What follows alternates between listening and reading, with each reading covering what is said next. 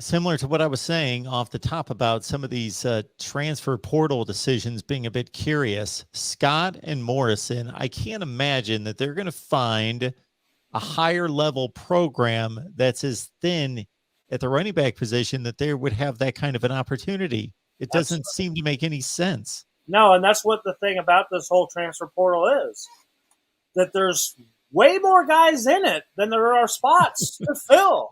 And I don't understand why they don't understand this. That maybe, you know what, the best place is right where you're at because you have a scholarship. You have a job. I don't get it. It's so crazy. Yeah.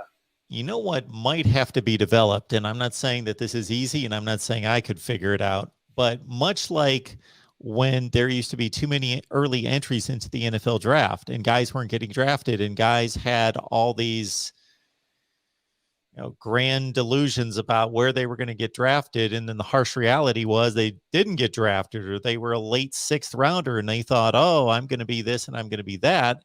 And finally, the NFL worked with college football to say, we're going to supply you with a draft grade and we're going to give you an analysis of most likely where you're going to get drafted.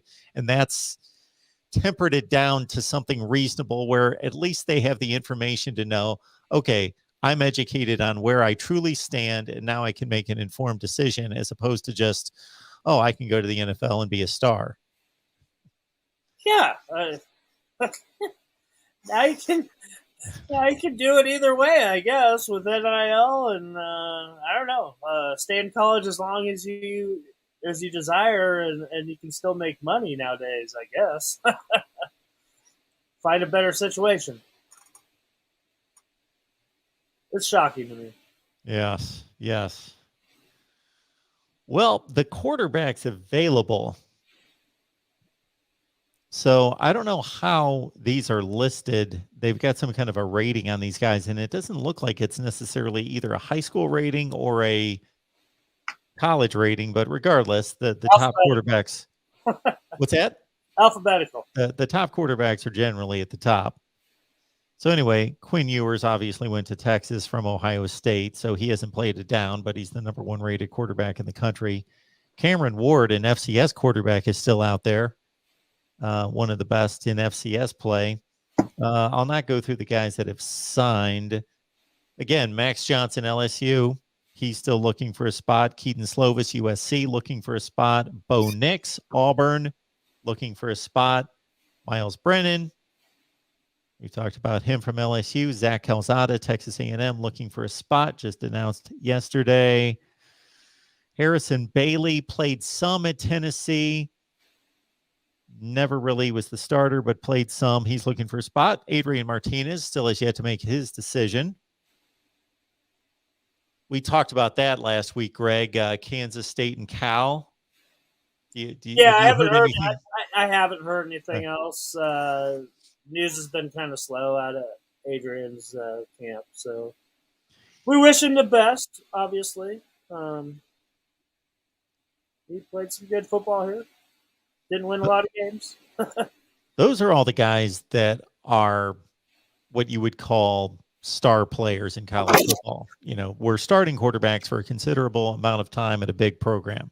Then after that, you've got Jack Miller, the Ohio State 4-star, who's decided to move on. Jack Plummer, who was a part-time starter at Purdue. Chuba Purdy at Florida State. He was never a starter. Michael Penix, well, he went to Washington from Indiana, so he has found a home. He would have been a nice, I think. Yeah, he can throw it. Yeah, I would have liked a chance to see him. And see, everybody else is pretty speculative. They're not guys that have played. Yeah. That's the end of the line in terms of guys that can play at this level. Okay.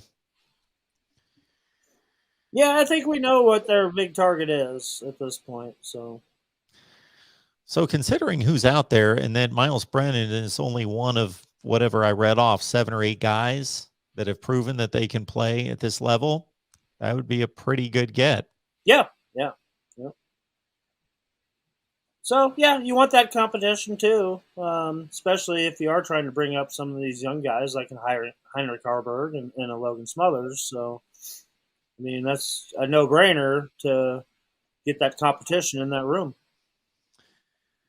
And I mean, it's obviously going to have to be a fit with Mark Whipple too, because we haven't really talked about that much either. With some of the new hires on the offensive side of the ball, that they're probably, in my mind, why we haven't heard for that last hires is probably something that Mark Whipple is involved with. Kind of unique, I think, too, that when you saw Scott Frost come here and bring a staff with him with a bunch of guys that are Scott Frost guys that have been there with him, that now he's brought in 3 guys that really he doesn't have any kind of a personal relationship with. I mean, Mickey Joseph, yes, he played quarterback here at Nebraska, but I don't think him and Scott Frost ever talked much or ever hung out or, or anything like that. And Mark Whipple's another guy that, not really much of a relationship with other than professional. And then the same thing with Donovan Raiola. So, yeah, it's going to be interesting to see how this whole thing melds together on the offensive side of the ball, and to see if Scott Frost really does relinquish some of the reins of what's going on there and put the trust into his offensive coordinator, new offensive coordinator, Mark Whipple. And Nebraska fans certainly wouldn't mind if Whipple had similar success going forward with whomever is the quarterback that he had with Kenny Pickett at Pitt. Absolutely. And you're thinking too, this is NFL draft year. You're looking at a really down quarterback class, and he's one of them up there that is actually a draftable guy, first round draftable guy. So that says something about Mark Whipple. I hope. I don't know much about him yet. I will meet him tomorrow. Coach Frost will have his signing day press conference at 2:00 Central Time here, and we'll have all complete coverage of that. And then we're also going to have a chance to meet all 3 of the new offensive coaches as well. So, and we'll have complete video coverage of all that as well. So, all Nebraska fans tune in to Husker Online and Husker Online video on YouTube, and meet the new 3 coaches tomorrow, and hear what they have to say to the whole Nebraska media, because they'll be getting grilled. So, Greg, in addition to Ben Roberts' announcement coming tonight, or like you say, you clarified it, he's going to make his decision tonight. Yeah. Most likely he's going to make the announcement Wednesday. Yeah. Do we expect any other possible announcements? It's hard to say.